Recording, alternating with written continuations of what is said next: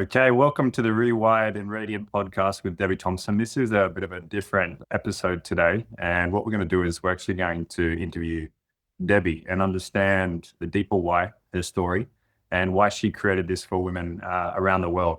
And for those that don't know Debbie, she just had a quiet truth that she couldn't ignore. And on the outside, life looked good. On the inside, there was a feeling that she couldn't quite name, which I'm sure a lot of you can relate to when something feels off. And she realized that the discomfort was a signal. It wasn't a sign that something was broken or something that was broken down. For those who don't know her, her background is as a counselor, a former high school teacher. She's a mother of three, and currently she's traveling around Australia with her partner in the van. So she's doing these podcasts whilst living a beautiful life. And her work is from lived experience. And I guess the thing that she loves to do is open connections and communications to help women recognize and name the feelings that go unnamed. And also to really just shine the light on real women with real stories, with real lived experience. And she feels like that's her dharma and her way of sharing her gifts with the world. So welcome, Debbie. Thank you, Rory. Weird being on the other side, but lovely. Yeah. How does it feel? Yeah, it's quite interesting to be vulnerable and sharing this with who knows who's going to listen to it and who knows what it might stir in somebody else. So it's almost like the butterfly effect that's going out into the world and you have absolutely no idea where it's going to go and what it's going to do. Well, let's start with this. So let's start with helping your audience actually get to know who the woman is behind this podcast and why you're doing it. So take me through in the first couple of minutes, like your story, like peaks and valleys and mountaintops and all the achievements and the roles and just speak into the essence of what helped you arrive here. Okay, that's a lot of stuff, and I will try and keep it succinct. But I've lived in three different continents. I grew up in Africa, I lived in England for a while, and then I immigrated to Australia. So I've lived in a lot of different places. I had a really middle class, good life, great education, traveled lots, married an amazing man, had three beautiful children, had a career, was able to give up for a while to be a full-time mum. So I feel incredibly privileged, and I've had a really good life. I was an accountant first, then a teacher, then a counselor.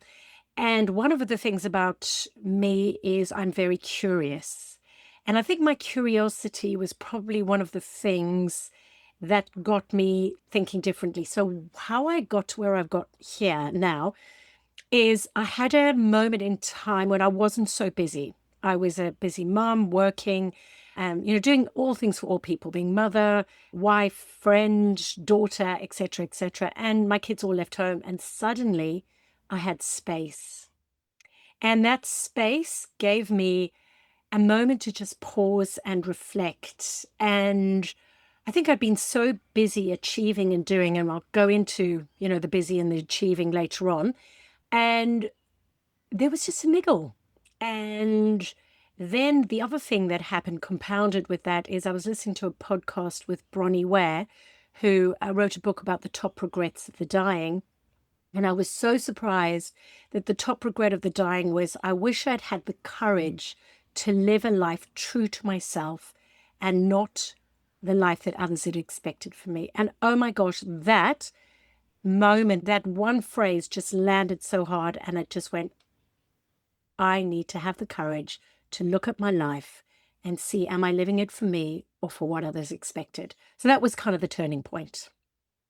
And that's a beautiful book by Bonnie Ware. And that's something that I too resonate with. For anyone, if you haven't read it, just go look at it. Look at the top 5 regrets of the dying. And to live a life with no regrets is a beautiful moment. And, I really resonate with this because what I have now is there's only 3 people I take advice from. One is my 8-year-old self, one is my 80-year-old self, and one is my higher self. Mm. And always been the most beautiful guides. And it's a reminder to ask ourselves these questions. And for anyone that is watching or listening, please just go ask yourself. And like you said, there's a turning point. Debbie, the concept of like the stone in the shoe, right? There's always a why behind this. So you could be doing anything. You could be traveling with your husband, you got more than enough resources, you got a beautiful family, beautiful kids. Like, to be honest, you're living a life that many people would dream of having. And So beyond this life that you created, why did you feel called to create this platform, this podcast, and to do what you're doing now? Oh, that's a really good question, and it evolves as I'm doing it. As I said, I got curious, and when I get curious, I start looking and learning. And I didn't really know much about the mind, the subconscious and the conscious mind. And then when I realized how little control we have, Mm, and the fact that the subconscious is in charge of what 95% of what goes on, I really need to understand this. And then when I started going down the more traditional, I did a counseling course because I really wanted to understand it myself and help other people. But what I found after the counseling course was it was very much talk focused about looking at the conscious and the subconscious. And the subconscious is something that you can't think into action. You need to feel into action. So that's when I went to the next level and I started looking at intuition. I've always been quite intuitive, but I'd never really spent some time. So I did a lot of reading around, the neuroscience of how it works, as well as the spiritual masters, and went on numerous courses and became a spiritual coach as well. And all of this kind of fueled more curiosity. And I I knew that there was something niggling, but I didn't know what it was because I had a good life. I should be grateful. I should be, I shouldn't really have a stone. But what I realized when I dug deeper as well is going back to your 8-year-old self or even younger, your 5, there are these kind of core wounds that we call them that we carry with us that kept us safe once upon a time. And they were really important. And one of them, the most prominent for me, was the controller. And it was silly. My parents fought quite a bit when they were younger. They were loving, the house was safe, but I didn't feel safe. And so, from a 5-year-old to feel safe, I had to control everything within an inch of its life. And the other one was because my, generational wounds, my grandparents had come out of the war starving. And if you weren't educated and had a good job, you were going to die probably. And you didn't get you weren't valued. So the two things that really drove me my whole life was controlling everything. And the other one was being seen to be valuable by doing and doing external things that people could validate. So much of mm, my life was driven by those two. And when I met these parts of me, and the controller's called the boss man, and he wears this big suit, and and when I met him and understood why he was there and how he helped me, but that I no longer needed that control because it was affecting my relationships with my children. I wanted to control them. It was affecting how I was doing life as well because I wanted to control it rather than letting it flow, if that makes sense. And the other one, the achiever, I was doing stuff not because I necessarily wanted to, but because that was how I was validated. So I had to bring these two up, befriend them, and reassign them because they're really powerful characters. They were the ones who kept me safe and actually allowed me to have this amazing life. And I really love and this is beautiful as well to talk through this because you're talking about some concepts like parts integration to recognize the parts of ourselves. And I remember a beautiful quote, which is the ability to return to wholeness is to be able to be aware of all parts of ourselves, the shadow side, the controllers, the mother, and to be able to hold it all and, really integrate it into who we are and also decide which one leads in each moment. And this is like from internal family systems. I know you've done a lot of work on parts integration for anyone that wants to explore it. And, these are just little tools, right? They help us gain more awareness with the curiosity and the questions. When we start asking questions, the quality of the question will determine the quality of the answer. And also, it'll start to determine who we get connected with. And there's so many people around us that have the answers, right? And I guess that's a big part of what you do is you connect people with the solutions without telling them what to do. And it's such a beautiful way of sharing stories. And in that, there'll be common threads and common stones and common feelings. And what you've actually recognized as well is like a lot of this was in your mind, but you said to really get to the core, it wasn't about thinking anymore. It was actually doing the opposite. It was about feeling, which is the divine feminine. This is where she surrenders. She allows her kids to be kids. She allows her husband to do what he does. And it's really interesting that you talked about the controller being him, the unhealthy masculine, the polarities that we talk about in our life. And we take on these roles because of something in our childhood where we felt that was the role we needed to play to feel safe. And then when we let go of that, we realize we've always been safe. We've got a loving husband. We've got more than enough resources. And it gives us a chance to really drop those walls down. And then through that, something beautiful happens, right? And I want to ask you this because we went through your why the other week. And initially it started very much in the mind. And you were like, there were so many. Then I said, tell me when it hits your heart and you cry. So do you want to share with me what your real why is and the why that hit your heart, not the why in your mind or you think that you have to tell us? I think the why that really hit my heart was that we have this one precious life. And, the more I delve into the spirituality of it, the more the fact that we're alive and breathing is just such a miracle and such a gift.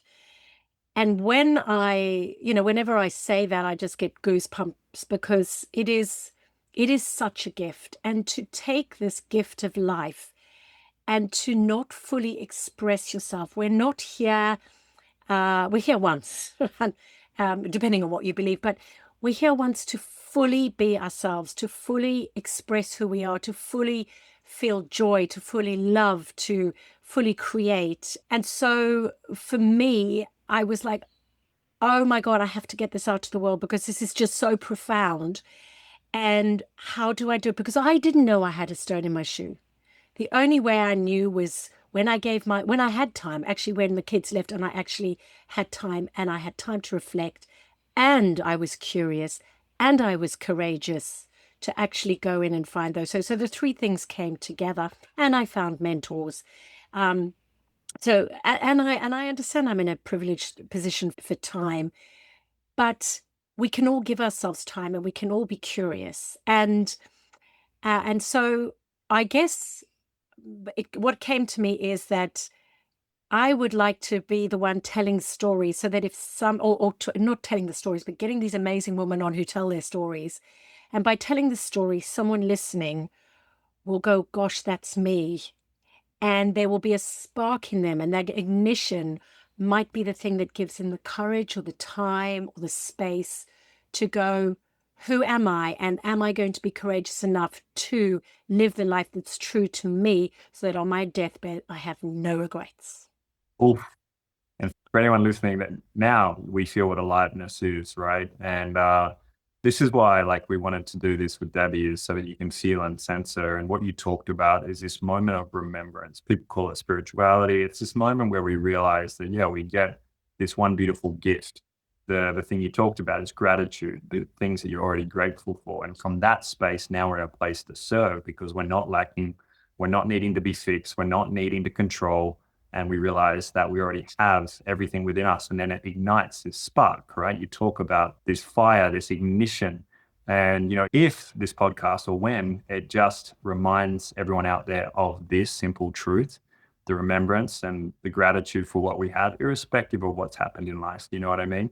And it ignites that spark. Then on the other side of it is their most authentic expression and having the courage to choose that in their own unique form, in whatever way it is.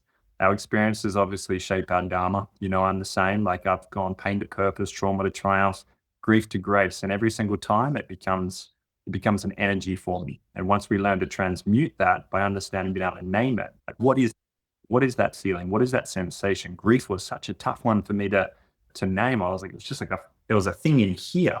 Pain was like this really low energy. Trauma was this like scattered, like, not trusting my own truth. And then when I got back to my heart, I could listen to the calling, I created space and nature, stillness, and breath.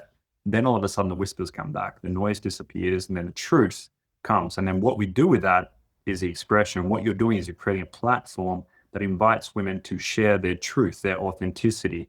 So this is beautiful because now we're starting to see why you do what you do and also how you help create a bridge for other women to do it. So from the women that you've interviewed so far, Before we talk about the stone in your shoe, I want to ask you, what have you noticed is out of all these speakers from different parts of the world, these different women with different experiences, what has been a common trend in what the stone in their shoe was? That is a good question. And the commonalities are being not being good enough and Mm, showing him different ways, not being lovable, not being seen, not having permission to use their voice. And that wound came from numerous places, not just, lots of different things. We've got, DV, we've got war, we've got trauma, we've got poverty. There's a lot of different ways it came in, but it seems to be the core things of I'm not enough mm. as I am. And so I need to be and show up in a way that is enough for everybody else. In whatever way you believe that was enough, whether it was being a people pleaser or compliant or an achiever. And that, this, the interesting thing with all those women, some of them had to fall off a cliff, literally have a breakdown, have cancer, get into bed for 6 months before they listened to that voice. Others, it wasn't quite as dramatic, but it all comes down to those beliefs that we had when we were young that kept us safe, that we don't even know we're carrying because it's so subconscious. And that is the hardest thing because it is so subconscious. We don't even know they're there. We just act out in a certain way. And until the stone becomes unbearable, that you have no choice but to do something. And I don't want to get to that point. Sorry, Rory. I want women to get that feeling and that understanding before the stone kind of cuts their foot off, so to speak.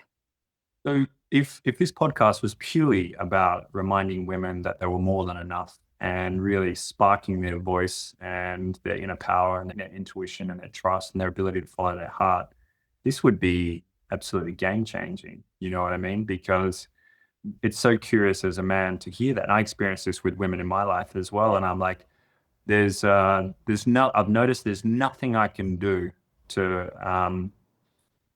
allow a woman to receive the intention, the love, the care that they deserve. And as a man, I'm like, man, I wish you could see me in the way that I see you. And I wish you could just receive this and circulate it and reciprocate it and pay it forward and stop blocking it. I don't know what's blocking it. I don't know why. There's always a perceived intention or something. And I'm well aware, from the masculine perspective, like when I come into a connection, whether it's business, whether it's friendship, whether it's relationship, I'm taking on the energy of every single man and every single woman and every single parent that has impacted their life. And some have created really beautiful experiences and some challenging. So if this is a podcast that really can inspire women that no matter what's happened, wherever they've come from, whether they're a lotus flower growing in the mud or whether they're born into a kingdom and, have an opportunity to do something beautiful, that, they are more than enough and they believe that to be true for themselves and they're grateful for what they have. And then they literally just pay that forward and share their unique gifts and their voice with the world without apology, then that would be something truly miraculous. And that truly would. And the thing is, it's an inside job, Rory. Everyone has to do their own inside job because we all have these wounds that show up differently. But if we take the time to be radically honest with ourselves, radically open, radically being able to, you talked about the shadow sides, being able to look at our shadow sides and the sides that we admire and like about ourselves and know that all of it makes us who we are, unique.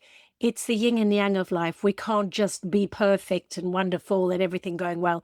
We need the other sides as well.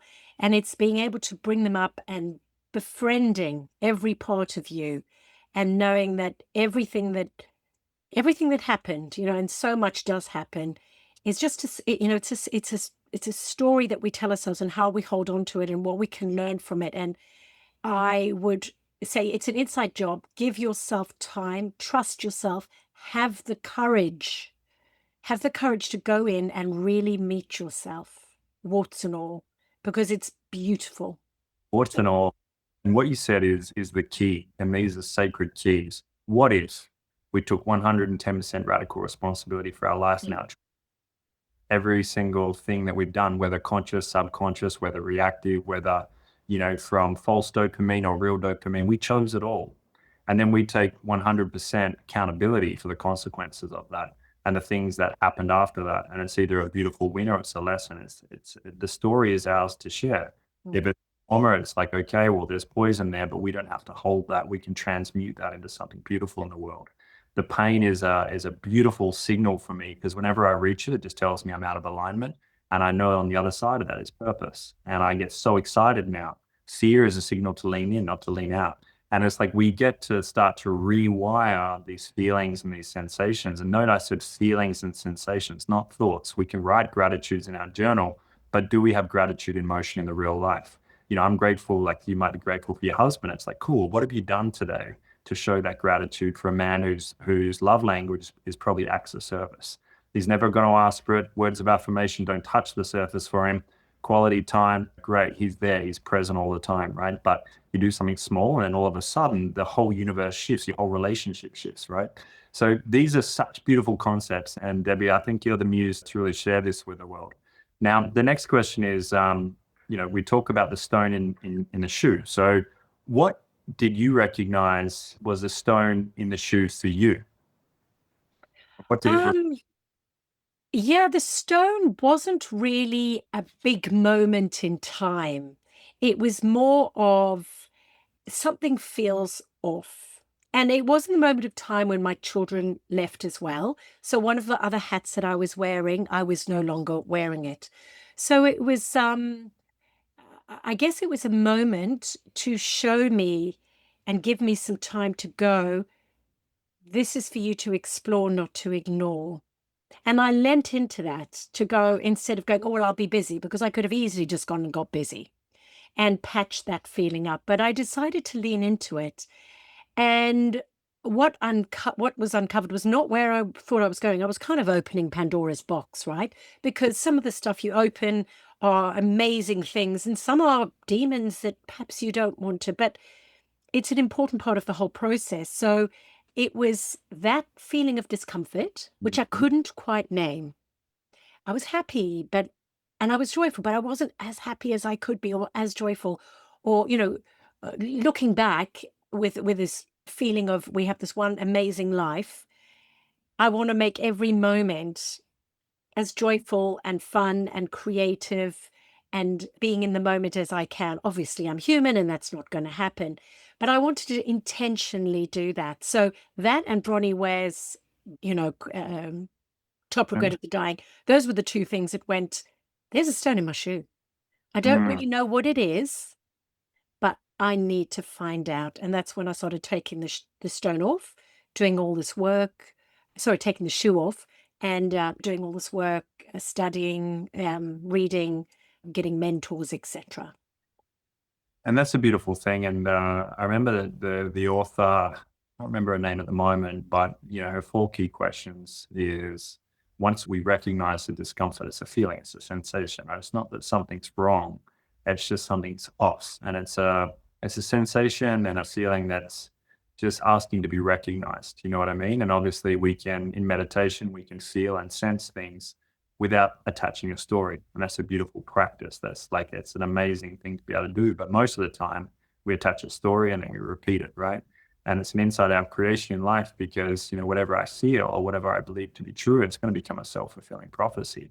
So to be able to sit with that and to look at it and to be aware of it and to notice it and to move it into something beautiful, like discomfort can be something beautiful too. It might just be like, hey, I'm tired. Hey, I'm playing a role. Hey, this isn't my most authentic self. And I remember the questions that I think it was Kate, but that she asked is this true? So when she looked at it, she asked like, is this really true? Is there anything that I can find in my life to say that this is true in experience, or is it just true in what I feel in the moment? Is it true in patterns of behavior? Is it true in multiple levels? And it just gets us to question our underlying beliefs and truths. So what was the truth that you found in that discomfort for you? The truth was that I was one, and I've done quite a lot of work to unravel it, is I was not safe to say because I was quite a big character and I said a lot. And as a child, that was hard for my teachers and my parents. So I was shut up a lot. So I wasn't safe to express myself fully. And so that always kind of kept me in the boundaries of what is acceptable and what I should do. And my jobs were very, an accountant and a teacher, very much, in the roles of what is acceptable. So I guess the thing that I learned was that it was absolutely fine to be authentically me.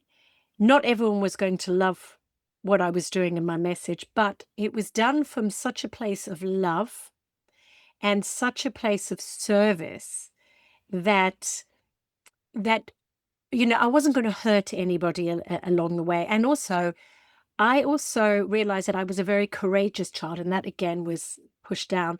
And that courage was kind of one of my superpowers. So I could ask people the questions that other people might skirt around and go deeper. And because of my compassion for people, I think it allowed them to feel safe as well. And so they could really dig deep and go, oh my gosh, I had never really thought, I hadn't actually thought that's how I felt, but that is what's underlying the shoe and sorry, the stone in the shoe. So that was a very profound moment for me to understand that these things that had held me back, as you said, pain to purpose, was actually now my purpose. And it's so beautiful because you said I was trying to think my way into feeling, right? And when you're a kid, your sensitivity was a superpower, your compassion, your curiosity. And then society said no. And then you went into a role like accounting, like that's not you, right? And now coming back into your truth, like obviously counseling and teaching and guiding, that's a role you had as a mother too, right? But now you're coming into a more expressive, authentic version of yourself where your curiosity and your conversations and your voice isn't just welcomed, it's actually needed in the world. There's this divine feminine rising. And what you're doing is you're now shining the light on women that also have a voice and you're creating a bridge for them. And I think that's the most powerful thing. Even as a man, like I support this because I'm well aware that it's time for me to shut up. It's time for me to really step back and to hold the frame and to allow women to do what they do best and create community and create connection and cohesion and co-creation. And I feel like it's not just a shift within your family and in your life, but it's also a shift within society where we're coming back home to this remembrance, right? And this matriarchy where it's like you hold the wisdom. And like as we start to finish this off and people get to know you on a deeper level, imagine that your granddaughters or your grandson or someone watches this one day. What would be the one message that you have for them? Oh, the one message I would is just one message. Gosh, that's hard. I might have to just listen to two. I don't really know, but it's to listen to yourself. And even if everything looks good on the outside, if something feels off, it matters. It matters that it's there. And it doesn't have to be a crisis. It's just a feeling, knowing the truth, and give yourself the grace and the time to look at that and see what comes up, and with no judgment, with love, with so much self-love, because so often we expect ourselves to be something that we're not, and to listen with grace and love. Yeah, I'd say to listen to yourself with grace and love and self-acceptance, and realize that it's your story and you're creating it, and it's miraculous, and the fact that you're here is a miracle. And what would be the one question that you would ask them? Because I know that you're a question master and the quality of the question determines the inner answer and the reminder that the GPS is within. So what would be that question that you would ask? That question I would ask is, what am I truly feeling right now? And I know, with as we talked about earlier, that feelings had stories attached. But what am I truly feeling without the story, without the attachment to what society expects of me, the attachment of the story and what I brought with me and my wounds? But what is it really trying to say? That's what I would say. What is the feeling really trying to guide me toward? What Yes. is it trying to Yeah. give me? That's And beautiful. and maybe give me permission, because sometimes it's, if we don't think we're good enough or worthy or whatever, and it's crazy that we need permission, but to actually be authentically ourselves and resonate with that authenticity. And if that's one thing I could leave with my children and their children and my family, would be go and be authentically you. And one last thing, you mentioned the main challenge that a lot of women have is that they have this feeling that they don't feel unworthy. And I get it. Mm.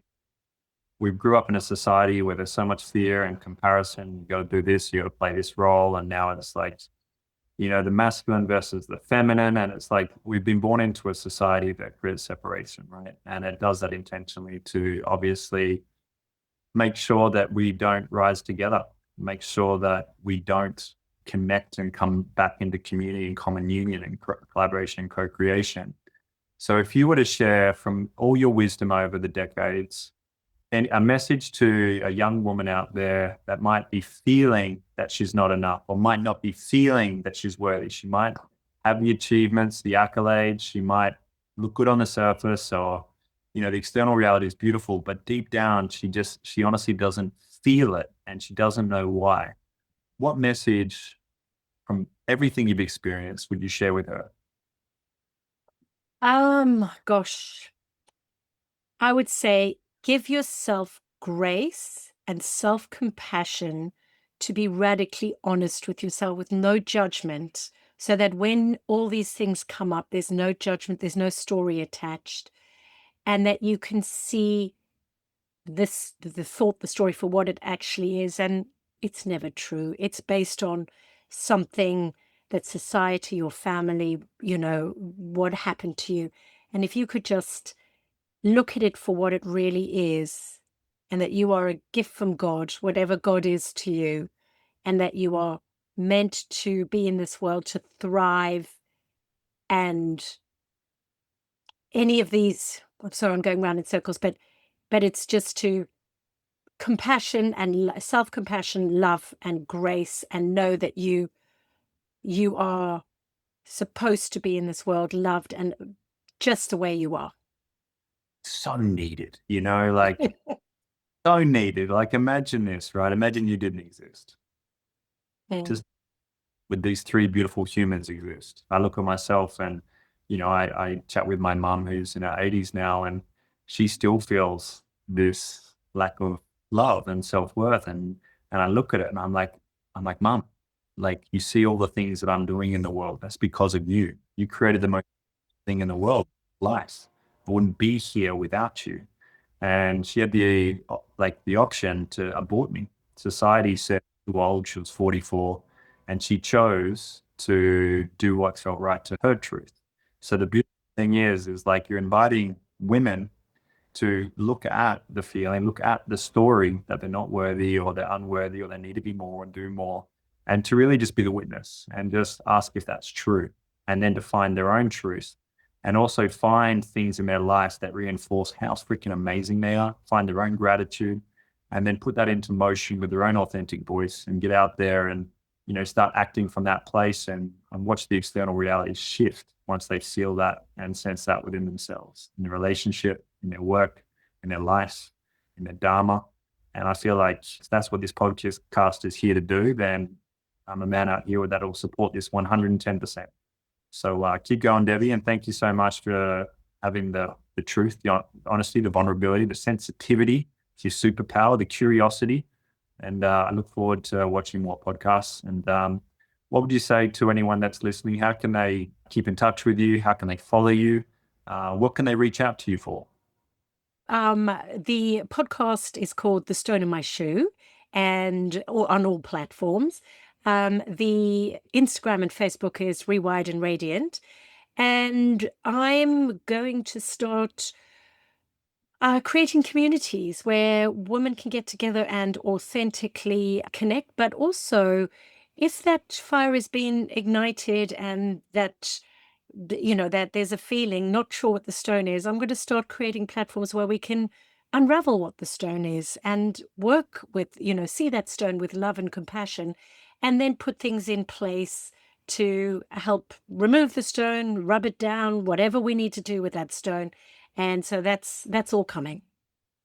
Amazing. And how can people find you or reach out to you? Say if they wanted to jump on the podcast or if they have a woman that, has a beautiful story to share, like what's the best way to get in contact with you? They can email me, debbie@thethompsons.com. I'll put this in the notes. Otherwise, just DM me on, Facebook or Instagram. And I'd love to hear, because everyone has a story. And I would love to hear from anyone who's listening who has something that would help somebody else. They've been through something, they've got some wisdom on the other end, and all of this helps somebody else see it in themselves. And that spark, who knows what the butterfly effect can be from that one conversation that you have to another woman listening and their family and their community and everybody. Your story could spark a whole change and change a family, change a community, change who knows. Yeah, you gave me goosebumps. All right, Debbie. Thanks, Rory. Appreciate it. And thank you, everyone, for listening. No worries. Until next episode, okay? Until next, yeah. Thank you. Bye.